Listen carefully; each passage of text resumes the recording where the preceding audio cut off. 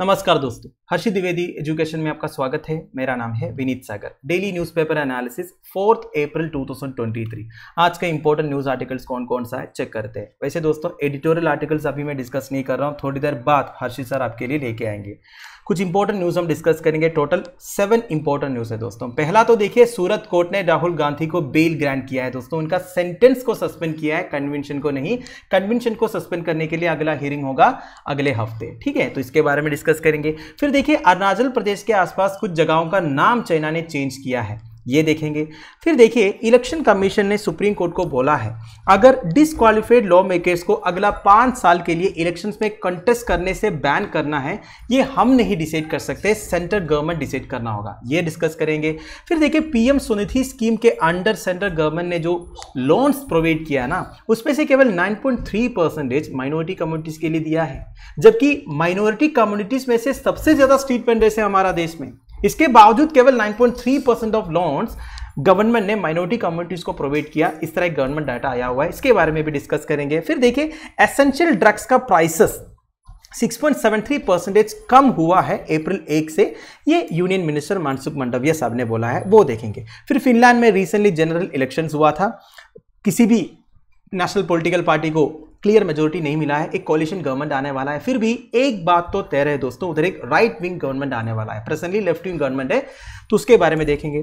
फिर final news, Philippines में United states of America को 4 मोर मिलिट्री बेसेस में एक्सेस मिलने वाला है। देखिए, पहले से फिलीपींस में 5 मिलिट्री बेसेस में यूएस का एक्सेस है 2014 का एक एग्रीमेंट के हिसाब से, तो उसे एक्सपांड किया गया था, 5 को नो किया था। अब बाकी जो 4 है उधर के लिए भी एक्सेस मिल चुका है, ठीक है, वो न्यूज है, ठीक है।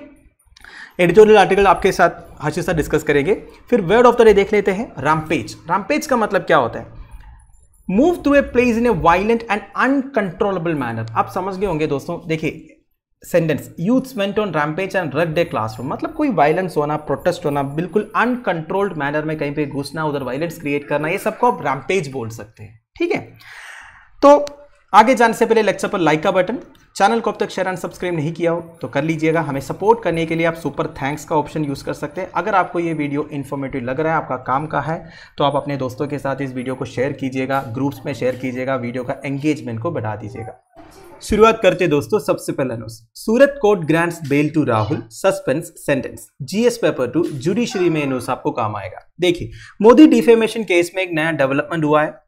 सूरत का सेशंस कोर्ट ने फॉर्मर कांग्रेस प्रेसिडेंट राहुल गांधी को बेल ग्रांट किया है, ठीक है। पूरा इश्यू आपको मालूम है दोस्तों, और एक बार बताने की जरूरत मुझे नहीं लगता। तो 2019 में वैसे राहुल गांधी ने मोदी सरनेम को लेके एक कमेंट किया था, जो मोदी कम्युनिटी को हर्ट किया करके बीजेपी लेजिस्लेटर ने केस फाइल किया था, और कोर्ट ने राहुल गांधी को मैक्सिमम पनिशमेंट अवार्ड किया था 2 साल का, ठीक है। तो अब जाके सूरत का सेशंस कोर्ट ने बेल ग्रांट किया है दोस्तों। वैसे ये सेशंस कोर्ट का मतलब क्या होता है? इंडियन जुडिशरी का ऑर्गेनाइजेशनल स्ट्रक्चर आपको मालूम है। सबसे ऊपर सुप्रीम कोर्ट आता है, इसके नीचे क्या बोलते हैं, हाई कोर्ट्स आते हैं, हाई कोर्ट्स के नीचे district court and sessions court है, उसके नीचे भी लोअर कोर्ट्स है कि नहीं। बेसिकली हमारा इंटीग्रेटेड जुडिशरी है, पूरा ऊपर से नीचे तक कनेक्टेड है। तो ये sessions court and district court basically high court का जस्ट नीचे आता है दोस्तों, ठीक है। दोनों डिस्ट्रिक्ट लेवल के कोर्ट्स है। डिस्ट्रिक्ट कोर्ट्स जो है सिविल केसेस देखते हैं, और सेशंस कोर्ट जो है क्रिमिनल केसेस देखते हैं, ये आप ध्यान दीजिएगा, ठीक है। नाउ अब आप पूछोगे, ये डिफेमेशन केस जो है ये कैसा क्रिमिनल केस बन जाएगा? देखिए, हमारा इंडियन पीनल कोड में सेक्शन 499 से लेके 502 तक ये डिफेमेशन के बारे में लिखा हुआ है। क्या होता है डिफेमेशन, डेफिनेशन क्या है, इसके लिए पनिशमेंट्स क्या है, वो सबके बारे में लिखा हुआ है। देखा जाएगा तो ये डिफेमेशन को आप क्रिमिनल ऑफेंस के अंदर डाल सकते हो, वैसे सिविल में भी डाल सकते हैं, पर एकदम प्रॉपरली कोडिफाई किया है क्रिमिनल कोड्स में, इसलिए सेशंस कोर्ट में भी सुनवाई हो सकता है, ठीक है। तो जो भी है दोस्तों, राहुल गांधी को इधर बेल मिल चुका है। तो कोर्ट ने इधर सेंटेंस को सस्पेंड किया है till the disposal of appeal filed by mister Gandhi. इधर क्या बताया जा रहा है दोस्तों, देखिए, मिस्टर गांधी ने 2 एप्लीकेशंस फाइल किए थे। पहला सस्पेंशन ऑफ सेंटेंस के लिए, दूसरा सस्पेंशन ऑफ कन्विक्शन के लिए। अब आप पूछोगे सेंटेंस एंड कन्विक्शन के बीच में डिफरेंस क्या है? दोनों तो सेम है? नहीं है दोस्तों। देखिए, कन्विक्शन मतलब होता है एक ट्रायल का आउटकम, मतलब कोर्ट का ट्रायल होने के बाद कोर्ट ये डिसाइड करते हैं कि ये जो बंदा है he is guilty for a crime, ठीक है। और सेंटेंस क्या है? वो क्राइम के लिए जो पनिशमेंट ऑर्डर करते हैं। तो एक तो कोर्ट ने इधर बोला है राहुल गांधी ने गलती किया है, उन्होंने एक क्राइम कमिट किया है, एक ऑफेंस कमिट किया है, यही मान लीजिए। दूसरा, कोर्ट ने सेंटेंस भी सुनाया है, तो दोनों के लिए अलग अलग एप्लीकेशन इधर फाइल करना होगा। तो कोर्ट ने इधर क्या किया है, वो जो सेंटेंस है ना 2 साल का, उसे सस्पेंड किया है, बट कन्विक्शन अभी भी है। कोर्ट ने ऑलरेडी बोल रखा है कि राहुल गांधी ने गलती किया है करके, अब उस कन्विक्शन को भी सस्पेंड कराना पड़ेगा। उसके लिए जो हियरिंग है वो अप्रैल 13 को होगा। अभी के लिए बस सेंटेंस को सस्पेंड किया है, उन्हें जेल जाना नहीं होगा। समझ गए? तो ये सेंटेंस एंड कन्विक्शन के बीच में जो डिफरेंस है ये आप समझ लीजिएगा। बाकी कहानी तो आपको मालूम है दोस्तों, मिस्टर गांधी को कन्विक्ट एंड सेंटेंस किया था मार्च 23 को, अगले दिन ही उन्हें डिस्क्वालीफाई भी किया था as a member of Lok Sabha. अब आप पूछोगे आगे क्या होगा? एक्सपर्ट्स के मुताबिक if the conviction is stayed by the court, his Lok Sabha membership could potentially be restored. अब देखिए, सेंटेंस तो सस्पेंड किया है, इसे कुछ नहीं होगा। अब कन्विक्शन का जो हियरिंग है वो कब होगा? अप्रैल 13 को होगा। अगर कोर्ट कन्विक्शन को भी सस्पेंड करेंगे तो राहुल गांधी को अपना लोकसभा मेंबरशिप वापस मिल सकता। अगला है, China announces renaming of 11 places in Arunachal Pradesh including one close to Itanagar. GS paper 2 security challenges in border areas में इन सबको काम आएगा। देखिए, इंडिया और चाइना के बीच में नॉर्थर्न फ्रंट में जो इश्यूज चल रहा है दोस्तों, ये आसपास में कभी खत्म नहीं होने वाला, क्योंकि चाइना ये चाहते नहीं है। चाइना की तरफ से और गंदी हरकतें देखने को मिल रहा है दोस्तों। रिसेंटली अगर आप देखोगे, चाइना बॉर्डर एरियाज के आसपास काफी कंस्ट्रक्शंस, इंफ्रास्ट्रक्चर ये सब लेके आए थे इंडिया को प्रोवोक करने के लिए, है कि नहीं? अब क्या न्यूज निकल के आ रहा है दोस्तों, चाइना ने लास्ट संडे को एक मैप रिलीज किया। उस मैप में हमारा अरुणाचल प्रदेश का कुछ एरियाज भी इंक्लूडेड है। वैसे देखा जाएगा तो सथेन टिबेटन रीजन, बेसिकली टिबेट को भी चाइना ने 1948-49 में एनेक्स किया था, ये बात आपको मालूम है। और टिबेट में जो लोग रहते हैं वो ये चाहते नहीं है, वो तो इंडिपेंडेंस चाहते हैं, पर चाइना मानते नहीं है, ठीक है? तो सथेन टिबेटन रीजन को चाइना जांगनान रीजन बोलते हैं, ठीक है? तो ये जो लेटेस्ट मैप रिलीज हुआ है उसमें अरुणाचल प्रदेश में कुछ एरियाज है, उसे भी जांगनान रीजन में उन्होंने इंक्लूड किया है, ठीक है? ये पहली बार नहीं हो रहा है दोस्तों, इससे पहले 2017 में, 2021 में भी चाइनीज मिनिस्ट्री ने इस तरह कुछ मैप रिलीज किए थे जिसमें हमारा अरुणाचल प्रदेश का कुछ पार्ट्स इंक्लूडेड था। तो अब जाके 11 प्लेसेस का नाम चेंज किया है। It include 5 mountain peaks, 2 more populated areas, 2 land areas, 2 reverse. तो इतने इंपॉर्टेंट एरियाज आ रहा है दोस्तों उनका मैप में जो हमारा है। एक्चुअली देखा जाएगा तो ये जो ज्योग्राफिकल एरिया है चाइना ने अभी क्लेम किया है, ये इंडिया कंट्रोल कर रहा है, इंडिया ऑलरेडी एडमिनिस्टर भी कर रहा है। ये जो 11 प्लेसेस का नाम चाइना ने रिलीज किया है, ये अलग अलग चाइनीज लैंग्वेज में है, जैसे कि मैंडरिन, टिबेटन, पिनीन एक्सेट्रा। पिनीन क्या होता है? English transliteration of Chinese language है पिनीन जो है। ट्रांसलिटरेशन का मतलब क्या होता है? मतलब एक लैंग्वेज को आप इंग्लिश में जब लिखोगे, फॉर एग्जाम्पल देखिए दोस्तों, बाजीगर, ये वर्ड तो आपने सुना ही होगा। अब ये जो मैंने लिखा है ना, ये इंग्लिश ट्रांसलिटरेशन ऑफ हिंदी है, हिंदी को मैंने इंग्लिश में लिखा है कि नहीं? तो ये है Pinyin, basically English transliteration of a Chinese language, ठीक है? नाउ ये map that is also part of the announcement shows much of Arunachal Pradesh marked as Zangnan. Zangnan मैंने बोला जो सथेन टिबेटन रीजन है ना, जो चाइना ने ऑलरेडी एनेक्स करके रखा हुआ है, उस एरिया को चाइना जांगनान बोलते हैं। तो उसी का पार्ट करके चाइना ने अब ये मार्क किया है अरुणाचल प्रदेश का एरियाज को, जिसे चाइना जिगजांग कहते हैं, ठीक है? नाउ हमारा मिनिस्ट्री ऑफ एक्सटर्नल अफेयर्स ने अब तक रेस्पॉन्ड नहीं किया है, पर देखा जाएगा तो 2017 में, 2021 में इस तरह के क्लेम्स जब चाइना ने किया था, तब हमारा मिनिस्ट्री ऑफ एक्सटर्नल अफेयर्स ने साफ साफ रिजेक्ट किया था और बोला था Arunachal Pradesh has always been and will always be an integral part of India. इसमें किसी को डाउट नहीं होना चाहिए। अब चाइना ये सब जगहों का नाम चेंज करने के पीछे भी एक स्ट्रैटेजी है, क्योंकि फ्यूचर में कभी इन इश्यूज कोई इंटरनेशनल कोर्ट में पहुंच जाएगा तो सबसे पहले वो क्या देखेंगे? जगहों का नाम देखेंगे, वो नाम में कोई एक कंट्री से कनेक्शन है या नहीं वो देखेंगे। तो अगर चाइनीज नाम ऑलरेडी देखे रखेगा ना, तो उन्हें थोड़ा सा एक पॉइंट मिल जाएगा बहस करने के लिए। वो सब चाइना का प्लान है। वैसे इसी तरह China South China Sea and East China Sea में भी करके रखा हुआ है दोस्तों। आपको पता है साउथ चाइना सी में चाइना ने जो 9 डैश क्लेम करके रखा हुआ है, साउथ चाइना सी का मेजर पार्ट चाइना क्लेम कर रहा है, जबकि साउथ चाइना सी का लिटोरल कंट्रीज और भी है कि नहीं? फिलीपींस है, मलेशिया है, सिंगापुर है, बहुत सारे कंट्रीज है, वो भी तो क्लेम कर रहा है। पर चाइना कह रहा है उनका क्लेम ठीक नहीं है, हमारा सबसे ज्यादा एरिया होना चाहिए। इसी तरह South China Sea and East China Sea में भी कुछ आइलैंड्स का नाम चाइना ने चेंज किया है। पर देखिए दोस्तों, अब ये इशू काफी सिग्निफिकेंट है क्योंकि इंडिया और चाइना के बीच में काफी इंटरनेशनल मीटिंग्स होने वाला है इस साल। देखिए, शंघाई कोऑपरेशन ऑर्गेनाइजेशन का चेयर इस साल इंडिया के पास है, तो सारे शंघाई कोऑपरेशन ऑर्गेनाइजेशन के जो मेंबर्स है वो इंडिया में आएंगे अलग अलग मीटिंग्स अटेंड करने के लिए। वैसे एससीओ का जो फाइनल मीट होगा जहां heads of the countries attend करेंगे, उससे पहले एससीओ डिफेंस मिनिस्टर्स का मीटिंग होगा, एससीओ फॉरेन मिनिस्टर्स का मीटिंग होगा, एससीओ नेशनल सिक्योरिटी एडवाइजर्स का मीटिंग होगा। तो ये सब में इंडिया और चाइना के रिप्रेजेंटेटिव्स आपस में बात करेंगे, तब ये इश्यूज के बारे में बात होने का चांसेस है, ये बताया जा रहा है। इसके अलावा इस साल G20 की प्रेसिडेंसी भी इंडिया के पास है, ये बात आपको मालूम है। G20 में भी इंडिया और चाइना मेंबर्स है, तो उधर भी इंडिया और चाइना के रिप्रेजेंटेटिव्स आपस में बात करेंगे, तब ये सब इश्यूज के बारे में फिर से बात होने का चांसेस है। ठीक है, देखिए दोस्तों, ये बॉर्डर इश्यूज को सॉल्व करने के लिए काफी बार कमांडर लेवल टॉक्स हो चुका है इंडिया और चाइना के बीच में, पर चाइना मानते नहीं है, जिद कर रहा है। ठीक है, ये इश्यू को आराम से सोल्व किया जा सकता है, पर चाइना मानते नहीं है। चाइना का एक एजेंडा ये है, या फिर स्ट्रैटेजी आप बोल सकते हैं, इन इश्यूज को हमेशा लाइमलाइट में रखना, इंडिया को हमेशा एंगेज करके रखना वो चाहते हैं। ठीक है, चाइना का प्लान ये है इंडिया को वेस्टर्न फ्रंट में, बेसिकली पाकिस्तान के साथ जो फ्रंट है, और नॉर्थर्न फ्रंट चाइना के साथ, दोनों में इंडिया को एंगेज करके रखना, इंडिया का पैसा खर्च करवाना। अब वेस्टर्न फ्रंट में इंडिया को एंगेज करने के लिए वो पाकिस्तान को पैसे देते हैं, और नॉर्थर्न फ्रंट में वो खुद ही अपना काम कर रहा है। ठीक है, अगला है centre appropriate party to respond to plea on disqualified law makers says election commission, GS paper 2 elections में न्यूज़ आपको काम आएगा। देखिए, रीजनली सुप्रीम कोर्ट में एक पिटीशन फाइल हुआ। पिटीशन में यह लिखा था कि अगर एक एमपी या एमएलए डिस्क्वालिफाई हो जाता है, अब एक एमपी और एमएलए डिस्क्वालिफाई होने का अलग अलग रीजन है। एक है एंटी डिफेक्शन लॉ, अगर वो पॉलिटिकल पार्टी छोड़ के दूसरा कोई पॉलिटिकल पार्टी ज्वाइन करते हैं तो वो एंटी डिफेक्शन लॉ के अंडर डिस्क्वालिफाई हो जाएगा। दूसरा है article 191 clause 1 clause E of the Indian constitution, उसमें अलग अलग प्रोविजंस है, जैसे कि अगर एक एमपी और MLA office of profit hold कर रहा है, मतलब दूसरा कोई कमाई है, फिर वो अनसोन माइंड का है, या फिर दूसरा कोई कंट्री का सिटीजनशिप वो एक्वायर कर रहा है, या फिर दूसरे कोई कंट्री से वो अलिजेंस बना रहा है, ये सब रीजंस की वजह से article 191 clause 1 clause E of the constitution से भी उनका डिस्क्वालिफिकेशन हो सकता है। पर देखिए दोस्तों, ऐसे जब एक एमपी एंड एमएलए का डिस्क्वालिफिकेशन होता है ना, तो अगले इलेक्शंस कॉन्टेस्ट करने से उन्हें आप रोक नहीं सकते। इसके बारे में सुप्रीम कोर्ट ने क्लियरली एक थंब रूल बनाया है दोस्तों।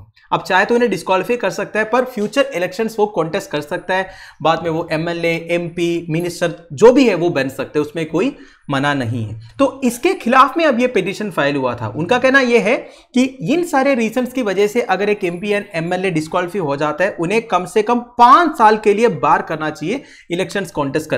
तो supreme court election commission of India से पूछा क्या आप ऐसे कर सकते हैं, तो इलेक्शन कमीशन ऑफ इंडिया ने बोला है कि ये हमारा परव्यू नहीं है। Article 191 clause 1 clause E of the constitution को अगर इंटरप्रेट करना है, ये सेंट्रल गवर्नमेंट को करना पड़ेगा। सेंट्रल गवर्नमेंट जो चाहे कर सकते हैं, लॉज बना सकते हैं, कॉन्स्टिट्यूशन को अमन कर सकता है। ठीक है, तो सेंट्रल गवर्नमेंट से आप पूछिए करके इलेक्शन कमीशन ऑफ इंडिया ने सुप्रीम कोर्ट को बोला है। इलेक्शन कमीशन ऑफ इंडिया के बारे में बात करें, it is A constitutional body established under Article 324 of the Constitution। क्या होता है कॉन्स्टिट्यूशनल बॉडी? कॉन्स्टिट्यूशनल आर्टिकल्स के बेसिस पर जब कोई बॉडी कॉन्स्टिट्यूट होता है उसे आप कॉन्स्टिट्यूशनल बॉडी बोल सकते हैं। अगर पार्लियामेंट से पास हुआ कोई स्टैट्यूट से या लॉ से कोई बॉडी फॉर्म होता है उसे आप स्टैट्यूटरी बॉडी बोल सकता है। ठीक है, so election commission of India is vested with the authority of superintendents direction control of elections for the conduct of elections to parliament, state legislatures, office of president and vice president. ये सब आपका by heart होना चाहिए, by heart होगा। वैसे election commission of India कौन कौन से इलेक्शंस को सुपरवाइज करते हैं, कंट्रोल करते हैं, डायरेक्ट करते हैं? एक तो देखिए पार्लियामेंट्री इलेक्शंस, फिर स्टेट लेजिस्लेचर्स का इलेक्शन, फिर offices of the president and vice president. ठीक है, जो लोकल बॉडी इलेक्शंस होता है, पंचायत, म्युनिसिपैलिटी, कॉर्पोरेशन, वो सब देखने का काम स्टेट इलेक्शन कमीशन का है। अगला है only 9.3% of loans under scheme for street vendors given to दोस्त from minority communities, government data, GS paper 2 government policies and issues arising out of its implementation में इन आपको काम आएगा। सबसे पहले पीएम स्वनिधि स्कीम क्या है दोस्तों? एक माइक्रो क्रेडिट स्कीम है जो गवर्नमेंट ऑफ इंडिया 2020 में लॉन्च किया था स्ट्रीट वेंडर्स को सपोर्ट करने के लिए। 2020 में लॉन्च किया तो वो कोविड से रिलेटेड होगा 100%, है कि नहीं? 2020 में जब कोविड का पीक टाइम चल रहा था, वो सबसे ज्यादा अफेक्ट किया था अनऑर्गेनाइज्ड सेक्टर के जो लोग हैं उन्हें, बेसिकली जो स्ट्रीट वेंडर्स वगैरह है उनका तो धंधा बंदी हो गया था, है कि नहीं? तो उस वक्त उन्हें सपोर्ट करने के लिए गवर्नमेंट ऑफ इंडिया ने पीएम स्वनिधि लेके आया था। ठीक है, तो इस स्कीम के अंडर उन लोगों को कोलैटरल फ्री लोन्स मिलता है। कोलैटरल मतलब कोई सिक्योरिटी देने की जरूरत नहीं है, ऐसे ही लोन मिल जाएगा। पहला 10,000 का होगा, इसके बाद 20,000 और 50,000 तक मिल सकता है 7% इंटरेस्ट सब्सिडी के साथ। ठीक है, नाउ अभी तक 42.7 लाख लोन्स दे चुका है दोस्तों, और टोटल अमाउंट है 5,152.37 करोड़। ठीक है, पर देखिए एक प्रॉब्लम क्या है ना, इसमें से केवल 3.98 लाख या फिर 9.3% लोन्स माइनॉरिटी कम्युनिटीज को दिया है। बाकी पूरा मेजोरिटी कम्युनिटीज में जो स्ट्रीट वेंडर्स है उन्हें मिला है। इस तरह मिनिस्ट्री ने राज्यसभा में जवाब दिया है। अब आप पूछोगे मिनिस्ट्री ने जवाब दिया तो कोई सवाल पूछा होगा ना, सवाल कौन पूछा? Member of parliament, basically Rajya Sabha member of parliament from Kerala doctor John Brittas ने पूछा था। तो जॉन ब्रिटास ने यह बोला था कि देखिए माइनॉरिटी कम्युनिटीज को पीएम स्वनिधि के अंडर जो लोन्स दे रहा है ना, उसमें डिक्लाइन देखने को मिल रहा है। जैसे कि 2020-21 में 10.23% आपने दिया था, फिर 21-22 में वो 9.25% हो गया, और 22-23 में 7.76% तक पहुंच गया। ठीक है, तो इस तरह डिक्लाइन हो रहा है, ये ठीक नहीं है, क्योंकि टोटल पॉपुलेशन का 20% जो है वो माइनॉरिटी है, तो लोन भी इसके हिसाब से देना चाहिए, ये कह रहा है दोस्तों। छोटा सा न्यूज़ है, कहीं ना कहीं कोई मेंस का आंसर रेटिंग में इस तरह का डाटा आप यूज कर सकते हैं। ठीक है, बस वही है।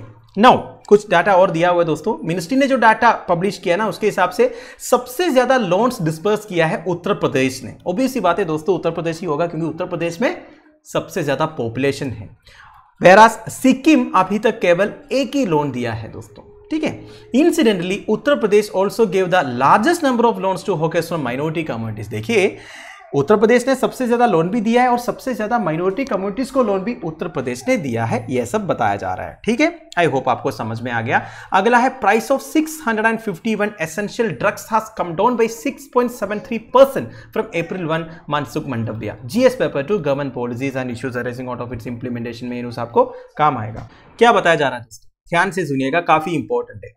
ड्रग्स प्राइसेस कंट्रोल ऑर्डर 2013 के हिसाब से हमारे देश में जो फार्मा कंपनीज है वो मेडिसिन का जो प्राइसेस है इंक्रीज या डिक्रीज कर सकता है होलसेल प्राइस इंडेक्स के बेसिस पर। देखिए अगर होलसेल प्राइस इंडेक्स ज्यादा हो गया, अगर फार्मा कंपनीज मेडिसिन का प्राइस इंक्रीज नहीं किया तो वो तो लॉस में चला जाएगा। इसलिए ड्रग्स प्राइसेस कंट्रोल ऑर्डर 2013 में ऐसा प्रोविजन दिया हुआ है, चाहे तो फार्मा कंपनीज मेडिसिन का प्राइसेस इंक्रीज भी कर सकता है, डिक्रीज भी कर सकता है। तो रिसेंटली एक रिपोर्ट आया था कि April 1, 2023 से एसेंशियल मेडिसिन का प्राइसेस जो है कम से कम 12.12% तक इंक्रीज होगा होलसेल प्राइस इंडेक्स के हिसाब से।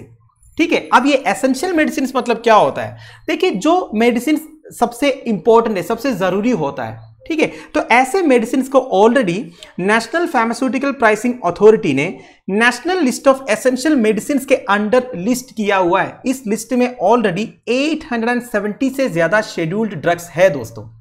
अब आप पूछोगे ये नेशनल फार्मास्यूटिकल प्राइसिंग अथॉरिटी क्या है? ये बेसिकली एक रेगुलेटरी अथॉरिटी है दोस्तों, जो हमारे देश में फार्मास्यूटिकल ड्रग्स का प्राइसेस को कंट्रोल करते हैं। Basically national list of essential medicine के अंदर जितने शेड्यूल्ड ड्रग्स को लिस्ट किया हुआ ना उसका एक प्राइस सीलिंग है, मतलब एक पर्टिकुलर प्राइस से ज्यादा फार्मा कंपनीज इन ड्रग्स का प्राइसेस जो है इंक्रीज नहीं कर सकता। ठीक है, तो ये प्रोविजन की वजह से हमारे देश में 651 एसेंशियल ड्रग्स का जो एक्चुअल प्राइसेस होने वाला था वो 6.73% तक कम हुआ है करके union health minister Mansukh Mandaviya ने बोला है। कहने का मतलब ये है अगर national list of essential medicine नहीं होता, अगर गवर्नमेंट सीलिंग प्राइसेस के ऊपर सीलिंग नहीं लगाता, कैप नहीं लगाता, तो April 1, 2023 से इवन एसेंशियल ड्रग्स का भी प्राइसेस बहुत ऊपर चले जाता। अब शायद थोड़ा सा कंफ्यूज हो गया होगा, मैं और एक बार बता देता हूं, ध्यान से सुनिएगा। हमारे देश में जितने फार्मास्यूटिकल ड्रग्स अवेलेबल है ना उसमें से कुछ ड्रग्स को government of India through national pharmaceutical pricing authority essential drugs की कैटेगरी में डाला है। Basically national pharmaceutical pricing authority एक लिस्ट मेंटेन करता है जिसका नाम है national list of essential medicine. इस लिस्ट में 870 से ज्यादा ड्रग्स मेंशन्ड है। अब इन ड्रग्स का जो प्राइसेस है उसके ऊपर एक सीलिंग लगाया है, एक पर्टिकुलर लेवल के ऊपर ये जा नहीं सकता। ठीक है, नाउ April 1, 2023 से होलसेल प्राइस इंडेक्स के हिसाब से सारे ड्रग्स का प्राइसेस इंक्रीज होगा करके बोला गया था, तो एसेंशियल ड्रग्स का भी प्राइसेस इंक्रीज होगा। तो यूनियन मिनिस्टर ने बोला है एसेंशियल ड्रग्स का प्राइसेस उतना इंक्रीज नहीं होगा, मतलब जितना इंक्रीज हुआ है, इंक्रीज होना था, उसमें से 6.73% का कमती हुआ है। क्यों? ये national list of essential medicine की वजह से। तो यूनियन मिनिस्टर ने यह भी बोला है दोस्तों, ये national list of essential medicine की वजह से कंज्यूमर्स जो है हर साल 3,500 करोड़ रुपीस सेव कर पा रहा है। इसके अलावा गवर्नमेंट ऑफ इंडिया की तरफ से एक जन औषधि कैंपेन है दोस्तों। जन औषधि कैंपेन मतलब क्या है? इसका पूरा नाम है प्रधानमंत्री भारतीय जन औषधि परियोजना। ये department of pharmaceuticals, ministry of chemicals and fertilizers, government of India ने लॉन्च किया था नवंबर 2008 में। तो ये स्कीम के अंदर जन औषधि केंद्रास खोला हुआ है दोस्तों। जन औषधि केंद्रास आपने देखा होगा, आपके भी घर के आसपास होगा, इधर अफोर्डेबल प्राइसेस में आपको मेडिसिन मिल जाता है। आप देखिए, अगर जन औषधि केंद्रास मेडिसिन को अफोर्डेबल प्राइसेस में प्रोवाइड करेंगे तो भी सी बात है, लोग उधर ही से खरीदेंगे। तो जो प्राइवेट एजेंसी है वो भी कम प्राइस में देने में मजबूर हो जाएगा। तो इस तरह जन औषधि केंद्रास ने मार्केट में कंपटीशन क्रिएट किया है, जिस वजह से कंज्यूमर्स को अफोर्डेबल प्राइस में आजकल मेडिसिन मिल रहा है। ये भी यूनियन मिनिस्टर का कहना है दोस्तों। तो कुछ इंपॉर्टेंट पॉइंट्स है वो सब नोट कीजिएगा, ठीक है। सबसे इंपॉर्टेंट है national list of essential medicine के बारे में। ये ministry of health and family welfare के अंडर है, वही मेंटेन करते हैं। ये मत लिख दीजिएगा कि ये ministry of chemicals and fertilizers के अंडर है करके, ये कंफ्यूजन आपको हो सकता है, ठीक है। अगला है Finland turns to the right as it prepares to enter NATO, GS paper two international news में ये न्यूज आपको काम आएगा। छोटा सा न्यूज है दोस्तों फिनलैंड के बारे में। देखिए, फिनलैंड काफी न्यूज में था रिसेंटली, क्योंकि फिनलैंड एंड स्वीडन जो है नाटो ज्वाइन करने वाला है। तो फिनलैंड में रिसेंटली जनरल इलेक्शंस कंडक्ट हुआ। तो फिनलैंड का जो रूलिंग प्राइम मिनिस्टर का पार्टी है वो हार गई है। तो रूलिंग प्राइम मिनिस्टर साना मरीन को अपना पोस्ट छोड़ना होगा। और ऐसा नहीं कि कोई भी एक पॉलिटिकल पार्टी का क्लियर मेजोरिटी आया है, अलग अलग पॉलिटिकल पार्टीज ने सीट जीता है। जैसे कि नेशनल कोलिशन पार्टी और एनसीपी 20.8% ऑफ वोट जीता है। फिर देखिए right wing populist party fins 20.1% और मरीन्स सोशल डेमोक्रेट्स 19.9%। तो ये देख सकते हैं दोस्तों, स्वीडन में पहले लेफ्टिस्ट गवर्नमेंट था, ठीक है, पर अब की बार राइट विंग की तरफ लोग वोट किया है। तो मोस्ट प्रोबेबली एक राइट विंग गवर्नमेंट, भले ही वो कोलिशन गवर्नमेंट हो, एक राइट विंग गवर्नमेंट आने वाला है स्वीडन में। अब और एक बात इधर बताया जा रहा है दोस्तों, यूरोप में बहुत सारे कंट्रीज में रिसेंटली जो इलेक्शंस कंडक्ट हुआ ना, उधर के लेफ्ट गवर्नमेंट्स या लेफ्टिस्ट गवर्नमेंट्स हार गया है। फॉर एग्जांपल स्वीडन में लास्ट ईयर जब इलेक्शंस हुआ था, उन्होंने लेफ्ट विंग गवर्नमेंट को बाहर फेंक दिया। फिर इटली में हुआ था, उधर भी लेफ्ट विंग गवर्नमेंट हार गए। बेसिकली वर्ल्ड वॉर सेकेंड के बाद पहली बार एक far right lead government Italy में आ रहा है। फिर अगर स्पेन की बात करें, स्पेन में अभी के हिसाब से लेफ्ट विंग गवर्नमेंट है, वो भी अंडर प्रेशर है दोस्तों। तो बेसिकली राइट की तरफ एक मूवमेंट देखने को मिल रहा है यूरोपियन कंट्रीज में, ये भी बताया जा रहा है दोस्तों। और फिनलैंड में मोस्ट प्रोबेबली ये प्राइम मिनिस्टर बनेंगे एक नेशनल कोलिशन का लीडर पेट्री ओर्पो, ठीक है। ये जब इनका बेसिकली अपॉइंटमेंट आएगा तो हम आपको डिटेल में बताएंगे, ठीक है। साथ साथ में फिनलैंड का मैप भी डिस्कस कर लेते हैं। एक नॉर्थ यूरोपियन कंट्री है दोस्तों। कौन कौन से कंट्रीज के साथ अपना बॉर्डर शेयर करते हैं आप देख सकते हैं, स्वीडन के साथ है, रशिया के साथ है, ठीक है। एंड फिनलैंड का कैपिटल है हेलसिंकी, ठीक है। और एक इंपॉर्टेंट पॉइंट बता देता हूं, देखिए पहले क्या था, फिनलैंड एक नॉन अलाइनमेंट पॉलिसी मेंटेन करता था, पर रशिया इन्वेजन ऑफ यूक्रेन शुरू होने के बाद वो भी नाटो ज्वाइन करने के बारे में सोचने लगा। और ये जो नेशनल कोलिशन पार्टी है दोस्तों, वो तो नाटो ज्वाइन करने के इरादे में है और उनका इलेक्शन कैंपेन में भी वही बोला गया था। पर देखिए अगर नाटो ज्वाइन करेंगे ना, तो वो कंट्री को अपना पूरा जीडीपी का कम से कम 2% डिफेंस में स्पेंड करना होगा। इस तरह के कमिटमेंट्स देना होगा नाटो को, वो भी एक इंपॉर्टेंट पॉइंट है, आप ध्यान दीजिएगा। Final news, Philippines announces 4 more military bases US troops can use, GS paper two international relations में न्यूज आपको काम आएगा। देखिए यूएस और फिलीपींस के बीच में जो रिलेशन है ना, ये डिकेड्स पुराना रिलेशन है दोस्तों। वैसे 2014 में यूएस और फिलीपींस के बीच में एक एग्रीमेंट साइन हुआ था, एनहांस्ड डिफेंस कोऑपरेशन एग्रीमेंट, जिसे EDCA कहते हैं। इस एग्रीमेंट के हिसाब से US forces 5 Philippine bases access कर सकते हैं और इस 5 को सब्सिक्वेंटली 9 में एक्सपांड किया गया था। तो अभी के हिसाब से यूएस फोर्सेस जो है 9 फिलीपीन बेसेस को एक्सेस कर सकते हैं दोस्तों। पर ये जो 4 एडिशनल बेसेस का अनाउंसमेंट अब हुआ है अप्रैल 3 को, ठीक है। तो कौन कौन से बेसेस एक बार चेक कर लेते हैं दोस्तों। उसमें से 3 जो है नॉर्थर्न फिलीपींस में है, including A naval base and airport in Cagayan province and an army camp in the neighboring province of Isabela. ठीक है, and the naval base at Cagayan's Santa Ana is about 400 kilometers from Taiwan. Now देखिए, this is the most important point. ये Philippines का map आपको दिख रहा है दोस्तों। फिलीपींस का जो प्रोक्सिमिटी है ताइवान के साथ, ये काफी इंपॉर्टेंट है। यही फिलीपींस को स्ट्रैटेजिकली इंपॉर्टेंट कंट्री बना देते हैं दोस्तों। देखिए, यूएस और चाइना के बीच में जो इश्यूज है इसके बारे में आपको पता होगा। रिसेंटली देखा जाएगा तो यूएस ताइवान को बहुत ज्यादा सपोर्ट करते हैं। ऑब्वियसली वो चाइना को प्रोवोक करने के लिए है, क्योंकि चाइना जो है वन चाइना पॉलिसी के अंदर ताइवान को अपना हिस्सा मानता है, पर ताइवान ये चाहता नहीं है। अब ताइवान के सपोर्ट के लिए यूएस पहुंच जाता है। अब यूएस जो फिलीपींस में इंटरेस्ट दिखा रहा है दोस्तों, ऑब्वियसली वो ताइवान के लिए है कि नहीं। ये जो नॉर्थर्न साइड ऑफ फिलीपींस है, इधर से ताइवान तक का जो डिस्टेंस है केवल 400 किलोमीटर है। तो देखा जाएगा तो अब ये जो 4 एडिशनल बेसेस यूएस के लिए अलॉट हुआ है फिलीपींस की तरफ से, उसमें से 3 जो है नॉर्थर्न फिलीपींस में आता है। तो चौथा कहां पे है? Another side will be an air base on Balabac island of the southern tip of Palawan island near the South China Sea. ये देखिए दोस्तों, इधर आपको साउथ चाइना सी दिख रहा है। साउथ चाइना सी में चाइना का 9 डैश क्लेम के बारे में आपको मैंने एक न्यूज में बताया था, है कि नहीं। तो साउथ चाइना सी में एक पलावान आइलैंड है दोस्तों, इधर है 4th बेस जो यूएस के लिए अलॉट हुआ है। ठीक है, so the agreement allows US troops to rotate through the bases and also store defence equipment and supplies at them. तो बेसिकली इस एग्रीमेंट के अंदर ऐसे प्रोविजन है दोस्तों, एक तो यूएस ट्रूप्स उधर रोटेट कर सकता है, दूसरा अपना डिफेंस इक्विपमेंट एंड सप्लाईज को स्टोर भी कर सकता है। अगर फ्यूचर में चाइना के साथ कोई पंगा हुआ ताइवान को लेके, तो यूएस जो है इन आर्म्स एंड एमुनिशंस को इजीली यूज कर सकता है। ठीक है, now the pact stalled under former president Rodrigo Duterte who favoured China over Philippines former colonial master. अब देखिए, ये भी इंपॉर्टेंट है दोस्तों, फिलीपींस में पहले जो प्रेसिडेंट थे ना रोड्रिगो डुटर्टे, वो चाइना को ज्यादा पसंद करते थे, वो यूएस को इतना सपोर्ट नहीं करते थे। उनके टाइम पर ये जो पैक्ट है basically enhanced defence cooperation agreement, ये स्टॉल भी हुआ था। पर इसके बाद जो प्रेसिडेंट आए फर्डिनेंड मार्कोस, ये थोड़ा सा यूएस बेस्ड है। ठीक है, वो बीजिंग को बिल्कुल सपोर्ट नहीं करता, वो यूएस को सपोर्ट करता है। ऊपर से देखिए दोस्तों, फिलीपींस साउथ ईस्ट एशिया में एक वीक कंट्री है, उनका डिफेंस भी इतना क्लियर नहीं है। पर यूएस जैसा एक बहुत बड़ा सुपर पावर का सपोर्ट अगर फिलीपींस के पास होगा तो ये फिलीपींस के लिए फायदा है। इसी प्रिंसिपल में विश्वास करता है फर्डिनेंड मार्कोस जो है। ठीक है, ऊपर से चाइना जो है साउथ चाइना सी में जितने कंट्रीज है उन सबको परेशान करके रखा हुआ है। ठीक है, सबका जो इलाका है उसके ऊपर चाइना का क्लेम है। तो भी सी बात है, फिलीपींस जो है यूएस को सपोर्ट करेंगे है कि नहीं। वैसे मैं आपको बताऊं दोस्तों, साउथ चाइना सी में जितने लिटोरल कंट्रीज है, जितने इंपॉर्टेंट आइलैंड्स है, जैसे कि मैंने आपको पलावान आइलैंड्स के बारे में बोला, एक स्पार्टली आइलैंड्स है, ये सबका लोकेशन एक बार देख लीजिएगा। ठीक है, एग्जामिनेशन में आपसे पूछ सकता है।